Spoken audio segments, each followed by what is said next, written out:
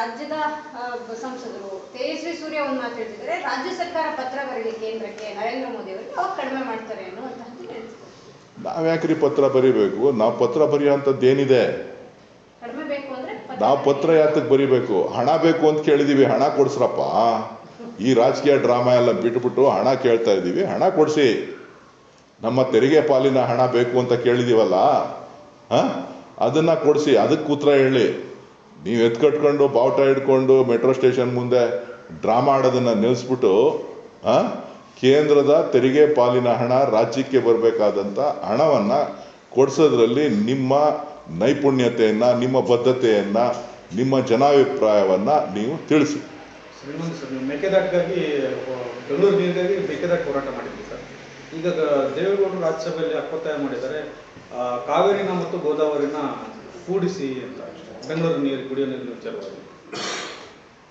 ನೋಡಿ, ಕಾವೇರಿ ಮತ್ತು ಗೋದಾವರಿ ಒಂದು ಕನಸಿನ ಯೋಜನೆ.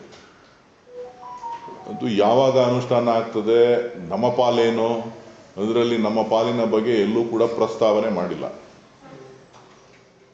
ಅದು ಕೇವಲ ಆಂಧ್ರ ಮತ್ತು ತಮಿಳುನಾಡು, ತೆಲಂಗಾಣಗೆ ಅನುಕೂಲ ಆಗ್ತಕ್ಕಂಥ ಒಂದು ಯೋಜನೆ ಹೊರತು ನಮ್ಮ ಪಾಲು ಅದರಲ್ಲಿ ಬಹಳ ಕಡಿಮೆ ಇದೆ.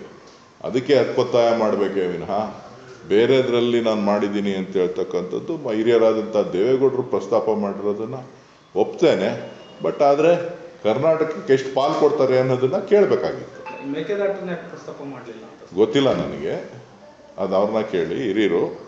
ಬಟ್ ಅವರು ಗೋದಾವರಿ ಪ್ರಸ್ತಾಪ ಮಾಡಿದಾಗ ನಮ್ಮ ಪಾಲು ಎಷ್ಟು ಅನ್ನೋದನ್ನ ಕೇಳಬೇಕಾಗಿತ್ತು ಅಲ್ವಾ?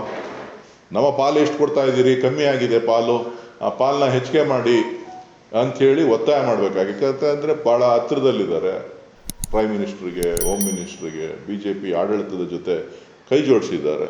ಸೊ ಅವ್ರ ಮಾತು ನಡೆಯುತ್ತೆ. ಸೊ ಹೆಚ್ಚಿನ ಪಾಲನ್ನು ಒಂದು 25-30 TMC ನೀರನ್ನು ನಮಗೆ ಹೆಚ್ಚುವರಿಯಾಗಿ ಕೊಡಿಸ್ಬೋದು.